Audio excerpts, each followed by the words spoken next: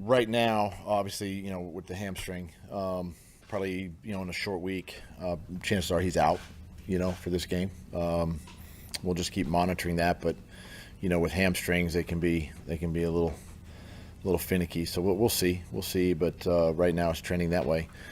Trevor and Brandon are both day to day. Both are feeling better today. They're sore, obviously, but they're day to day. Zay and Walker are doing better. Again, they're day to day, and obviously non-committal on this game just yet. I think that's the major ones. What the MRI showed for Trevor was You'd have to talk to Ferg. Yeah, that's out of my but he didn't realm. tell you strained ligaments or anything like that, or bone bruise or what? Yeah, that's out of my jurisdiction. Is there a sense that he may not play Thursday? He's day to day. With Tyson going down and Braswell already on IR, does that kind of put you guys in a pinch? You're going to have to use Buster a lot more. Buster will play. We have Tavon Campbell, Eric Hallett. Guys are sitting there, on the practice squad, been practicing. So we have some options there. What sort of challenges does the Thursday night game give you with the short week? You just said it. Short week. How difficult is it to adjust to that? I mean, it is what it is. You understand that you're going to go through it. You get your team in here today. You got to practice today. You got to practice tomorrow, and then you're on a plane heading to New Orleans. So, guys are going to be sore. Guys are going to be dealing with things. We don't have the full complement of a week.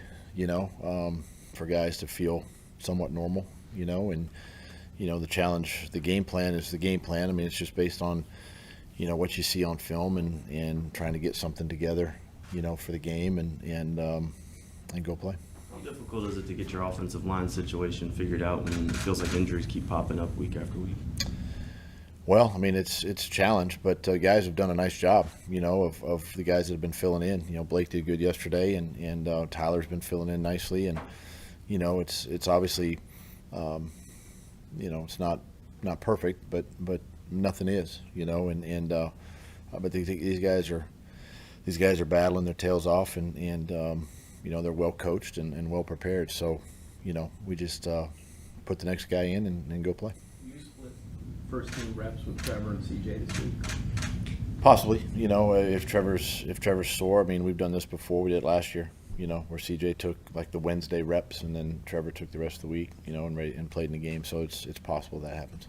So you anticipate knowing by Wednesday if he's going to be able to go? 7:20 kickoff Thursday night. Eastern 8:20. Central time. Yeah. I'll be in Central time.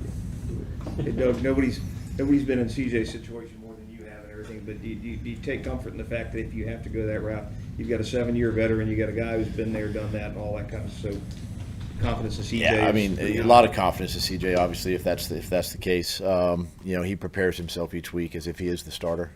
He does a great job in game with Trevor. Obviously, the communication there, and I've seen it the last year and a half being around him, and obviously his career. So a lot of confidence in him, and I know he'll be ready just like he always is. Yesterday, you acknowledged that after, in regard to the play call, you defended it, and you also said there was an element of risk too. Do you still feel the same way today now that you've had a day to look back? I mean, listen, it's part on us, part on the players, right? I mean, we put our players in situations where we have to understand the situation. So, we had talked about taking the short sack in a situation like that. If you don't feel like you can get outside, you go down. And, so part of that's on the player, and then we can coach that better. We can emphasize that more. But the play call, I'm 100%, behind the play call. It's something that a lot of teams do in situations like that to get the quarterback on the edge. They're defensively, they're pinching gaps and they're edge pressures, and it's a good way of getting your quarterback on the perimeter to get the first down and pretty much ice the game at that point. But and then again, as coaches too, we can instruct our quarterback better, coach him better, and understand that if you can't get outside, just go down. I guess the reason why I asked that is because where you were on the field. You had basically I guess you could call it close to a chip shot field goal. That's usually a 95, 96% chance of making it. And you were short of running time off the clock just by running. Yeah, and if again, this is where we have to communicate with Trevor better. If he doesn't extend the play, he goes down sooner. So it's not a 51-yard kick, right? It's a 41-yard kick or a 39-yard kick. So, that's where we can, as a staff, and myself can communicate with him better, in situations like that. Yesterday post game, you told the guys that you feel like they're just scratching the surface of what the team could be. Kind of after the last 3 games, what have they shown you in kind of just their resolve, I guess? One, their confidence is extremely high right now. I see this team playing better together. We're playing better complementary football in all 3 phases, especially the last couple of weeks. The defense, yesterday, with the takeaways, and then the offense scoring, the 17 points off of those takeaways, things like that. I mean, that's the complementary element that we talk about. And again, the confidence, we're beginning to eliminate some of those mistakes that happened early in the season. They're not showing up as much. Still some work to do, obviously, each week, but those are some of the areas that I see that this team is really beginning to sort of mature and come together as a group. With the short week, do you guys have to simplify the game plan, sort of not put in as many new plays with only just a couple days, or how does that process sort of look like?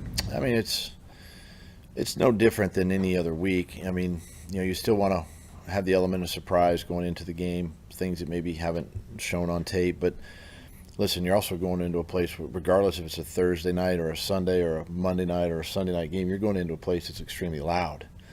And so communication is hard, and snap counts are hard. And so the more you can simplify motions and shifts and, just line up in stagnant formations, can help you. But at the same time, you still want to, put your guys in positions to have successful matchups, or at least, have some success on the field. When you asked the NFL that you would favor having a home game coming back from London, and then that you would wait for the bye, you're kind of at the mercy of the schedule maker about what comes after that home game. So now that you see it, short week, then another road game, could you just talk about how your team is navigating, which is a very awkward part of the schedule?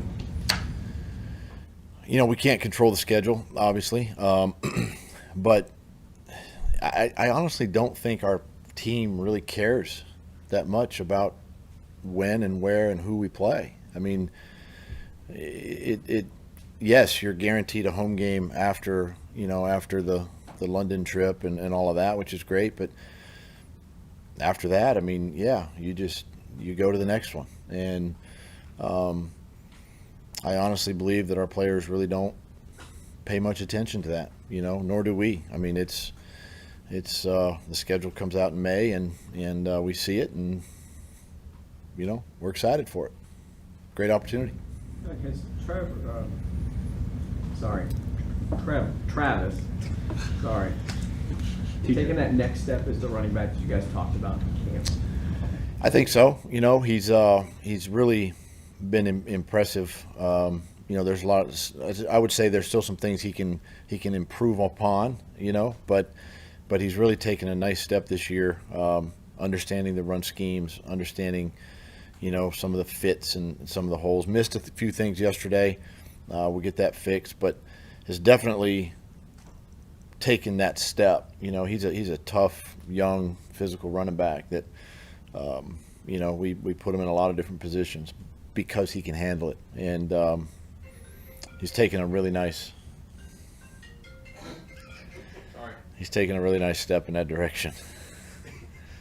When you hired Mike Caldwell and you guys talked about your vision for the defense, how close is what's on the field to the vision that you guys came up with for the defense?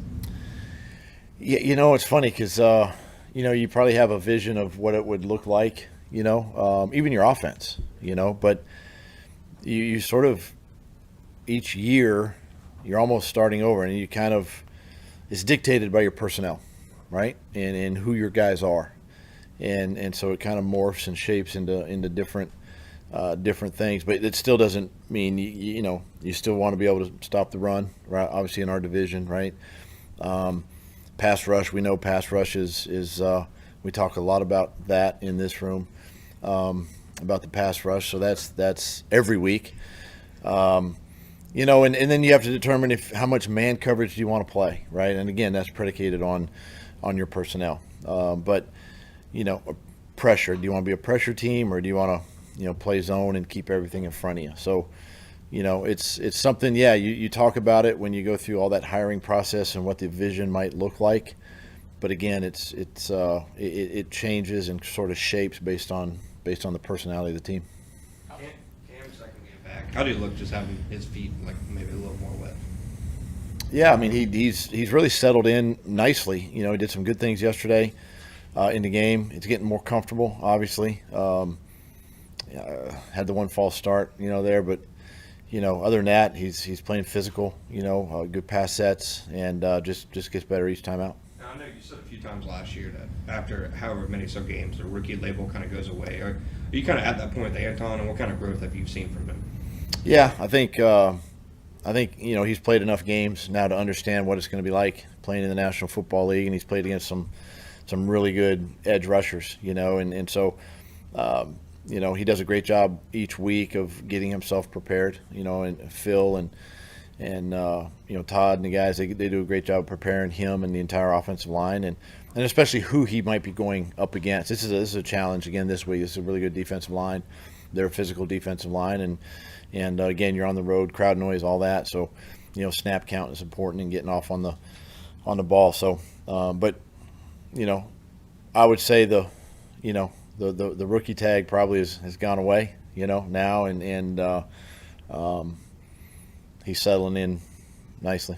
How short week do you have to start trying to look ahead to New Orleans last week or earlier than maybe you would on a normal full week? You do.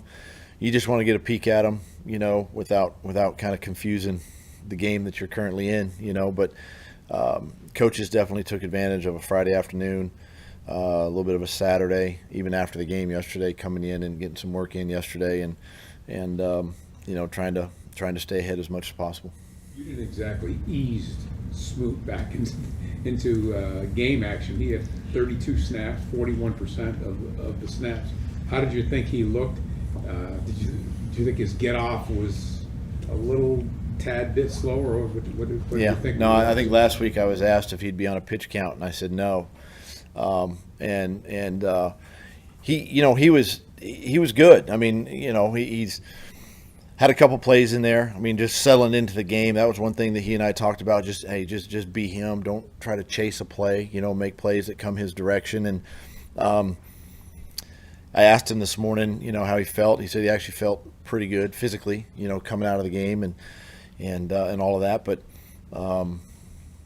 overall, he, again, much like Cam, he's going to be kind of a week to week improvement, until he kind of gets his legs under him, football legs that way. But 32 of 70 plus snaps, is a good chunk for a first time player coming off of a ACL. He did well though. He did good. How special has Darius Williams played in recently? 3 straight weeks with the interception. It seems like the ball, ends up his way, and he makes plays on it, and he's such a smart player, savvy player, and just he's got really good hands, and good ball skills, and he's just been making the plays when they come, and that's what you want, and there's obviously a huge play, and obviously Atlanta, the pick six, and then last week Buffalo, and again Sunday. So keep that going. Okay, thank you, Coach. Thanks, Doug. Appreciate it, Coach. All right, guys.